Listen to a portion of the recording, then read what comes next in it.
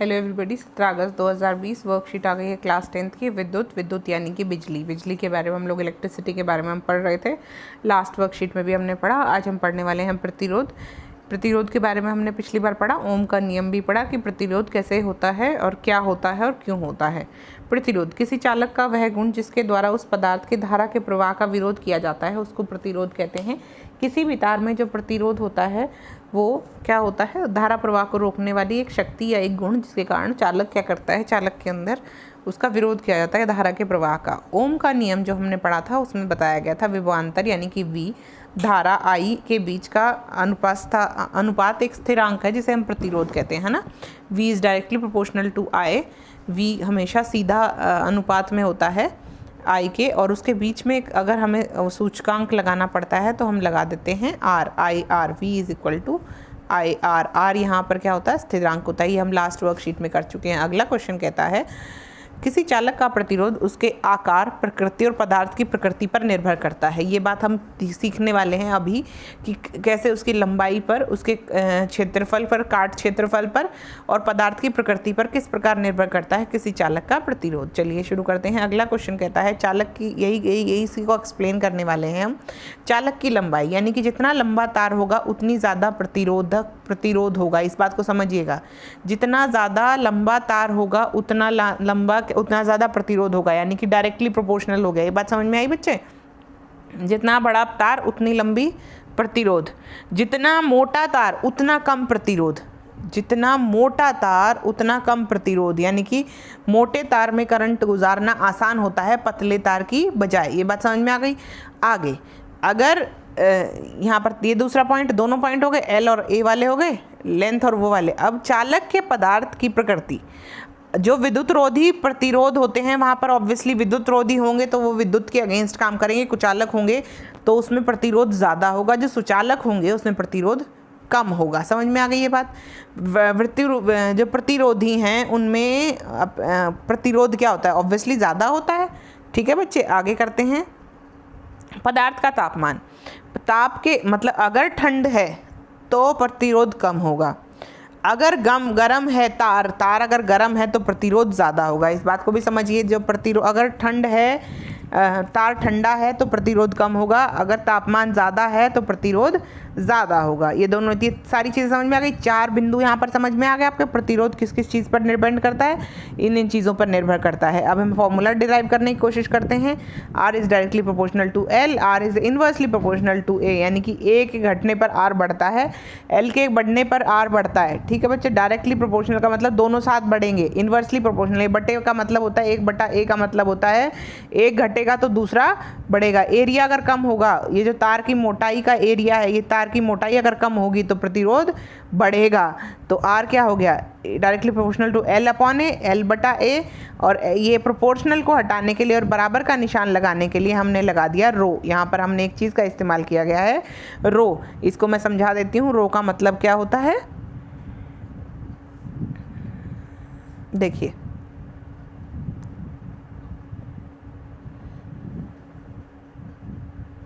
ठीक है बच्चे, ये जो रो है ये तो हमें पता चल गया। L बढ़ेगा तो R भी बढ़ेगा, A घटेगा तो R बढ़ेगा क्योंकि ये नीचे है। A बढ़ेगा, A अगर 4 होगा तो R कम होगा ना, A अगर 2 होगा तो अच्छा रहेगा इसके लिए। ये बात समझ में आ गई? Inversely proportional. आगे चलते हैं। L/A में यहाँ पर जो रो शब्द का इस्तेमाल हमने किया है ये है प्रतिरोधकता। ये हर एक मेटल, हर एक धातु, अधातु, पानी, जल, सब चीज़ों की अलग अलग होती है। यानी ये है पदार्थ की प्रकृति। क्या है? पदार्थ की प्रकृति। प्रकृति है पदार्थ की, यानी जैसी प्रकृति होगी, अगर वो सुचालक है तो रो कम होगा, अगर कुचालक है तो रो ज़्यादा होगा। इस बात को समझने की कोशिश कीजिए। आगे चलते हैं। वर्कशीट कहती है, यहाँ पर कुछ पॉइंट्स दिए गए हैं। प्रतिरोधकता यह संख्यात्मक रूप से इकाई लंबाई और इकाई अनुप्रस्थ के काट के क्षेत्रफल के प्रतिरोध के बराबर होती है। इस बात को समझने की कोशिश कीजिए। देखिए मैं बताती हूँ।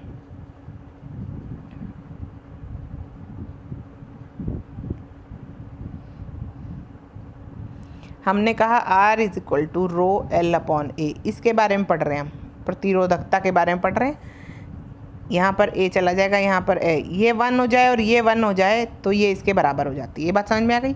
यही बात डेफिनेशन में लिखी हुई है। अगर ये 1 और ये 1 तो ये दोनों बराबर। यही बात इस लाइन में लिखी हुई है। यह संख्यात्मक रूप से इकाई लंबाई और इकाई अनुप्रस्थ काट के क्षेत्रफल के प्रतिरोध के बराबर होता है। समझ में आ गई बच्चे? यूनिट है ओम मीटर। कैसे है देखिए मैं बताती हूँ। R is equal to row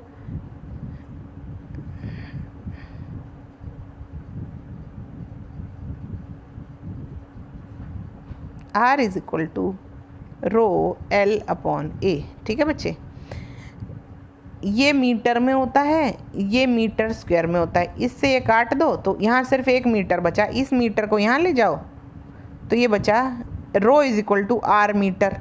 are की होती है ओम और मीटर तो मीटर है ही, तो आर की यूनिट यानी प्रतिरोधकता की यूनिट क्या हो गई? ओम मीटर। क्या हो गई?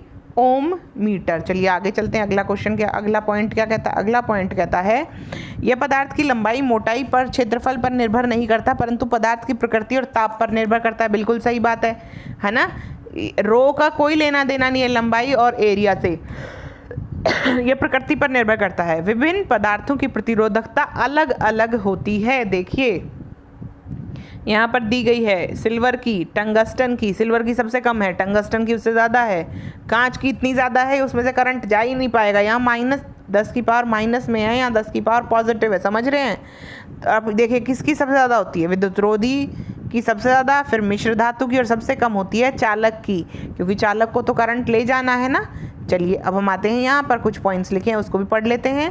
धातुओं, मिश्र धातुओं की प्रतिरोधकता अत्यंत कम होती है जिसका परिसर यानी 10⁻⁸ से 10⁻�6 मीटर तक ओम मीटर तक होता है। यह विद्युत की अच्छी चालक होती हैं जिनका यहाँ पर रेंज होगी ना, ये वाली रेंज होगी, ये वाली रेंज होगी ना बेटा, तो वो विद्युत की अच्छी चालक मानी जाती हैं। टंगस्टन W से डिनोट होता है। इसमें बल्ब के अंदर, जो पुराने ज़माने में बल्ब आते थे, अब तो खैर बेटा LED का ज़माना है, तब तो बल्ब आते थे ना, यहाँ पे देखो ऐसे तार था, वो हिलता रहता था, वो टूट जाता था तो कहते थे बल्ब फ्यूज़ हो गया। तो वो जो तार था वो टंगस्टन का बना होता था।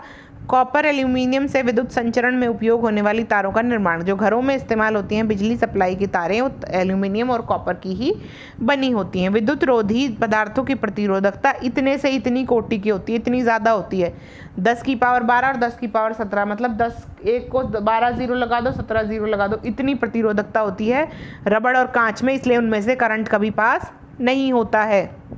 मिश्र धातुओं की प्रतिरोधकता उनकी अव्ययी धातुओं की अपेक्षा अधिक होती है, इसलिए उनका उपयोग विद्युत इस्त्री, गीजर इत्यादि में किया जाता है। इस बात को समझ जाती हूँ मैं।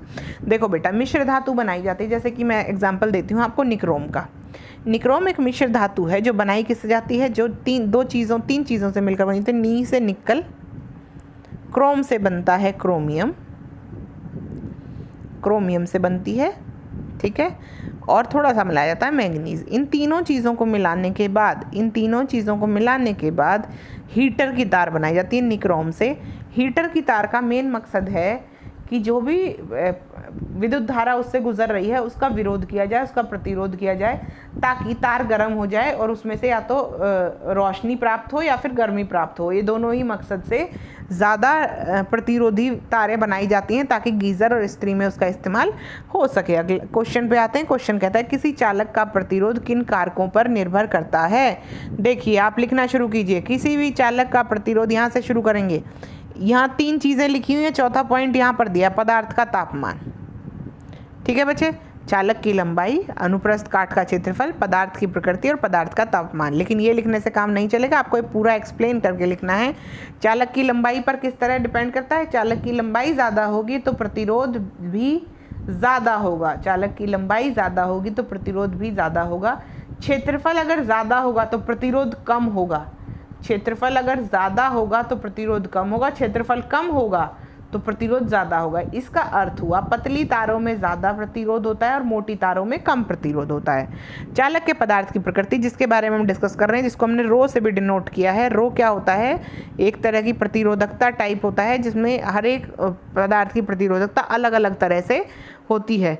चलिए, पदार्थ का तापमान गर्मी होने पर प्रतिरोधकता बढ़ जाती है। गर्मी होने पर प्रतिरोधकता बढ़ जाती है। इसका अर्थ ये भी हो सकता है R is directly proportional to T। T बढ़ेगा तो आर भी बढ़ जाएगा। ठीक है बच्चे, ये बात समझ में? टी यहाँ पर टेम्परेचर है और आर प्रतिरोधकता है। चलिए अगले क्वेश्चन पर चलते हैं। अगला क्वेश्चन कहता है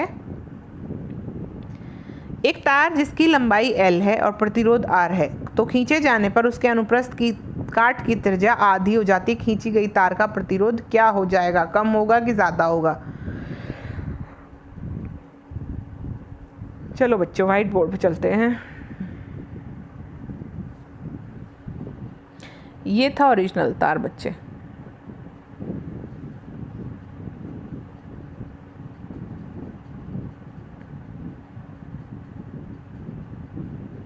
ठीक है बच्चे, अब हमने L को तो कर दिया डबल, L को हमने कर दिया डबल, एरिया को हमने कर दिया, खींचा गया है तो त्रिज्या आधी हो गई, रेडियस हो गई आधी, त्रिज्या आधी हो गई, तो क्षेत्रफल क्या होता है बेटा? क्षेत्रफल होता है पाई आर स्क्वायर, यानी कि पाई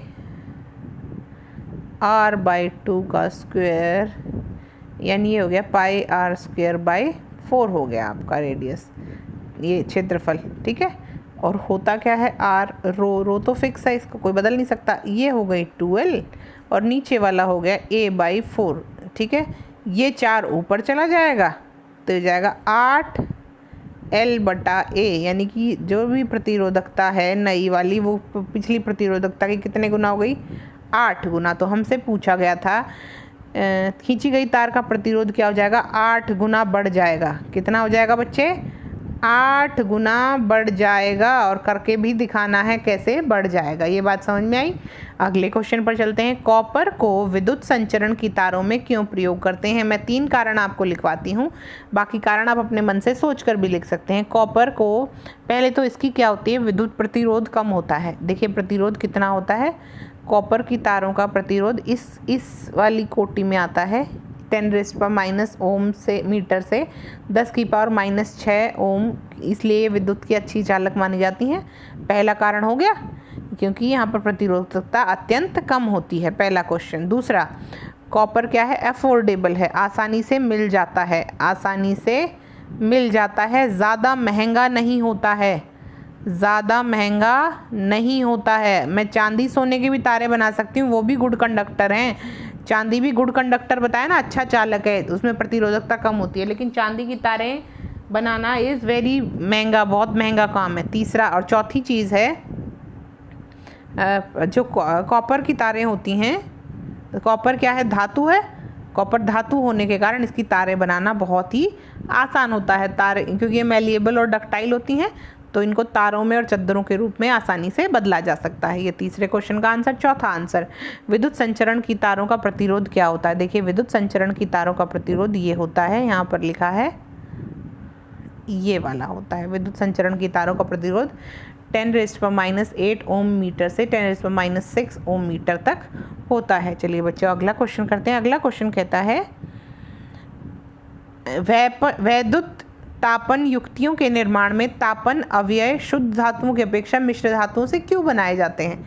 जब भी आपको बिजली से गर्म कराने का काम लेना हो, तापन वाला काम लेना हो, तो इसलिए बनाया जाता है मिश्र धातुओं से, क्योंकि मिश्र धातुओं की प्रतिरोधकता उनकी अवयवी धातुओं की अपेक्षा से अधिक होती है। ये बच्चा क्वेश्चन नंबर 5 का आंसर है। पूरा लिख सकते हैं आप, पूरी लाइन में यही एक्सप्लेन करने की कोशिश की गई है। आई होप आपको वर्कशीट समझ में आई। अगर बच्चा फिर भी कोई डाउट है तो पूछ लीजिएगा। और चैनल जब आप कोई भी वीडियो देखते हैं तो नीचे एक सब्सक्राइब लिखा आता है लाल रंग से, SUB, देखिए ऐसा लिखा आता है सब्सक्राइब। उस बटन को अगर आप दबा देंगे तो क्या होगा, कोई भी नई वीडियो आएगी तो सबसे पहले आपके फ़ोन में टम घंटी आ जाएगी। उससे क्या होगा, आपके पास वीडियो फटाफट पहुंच जाएगी। चलिए मिलते हैं अगली वर्कशीट में, तब तक पढ़ते रहिए, पढ़ाते रहिए और मुस्कुराते रहिए। बाय बाय बच्चों।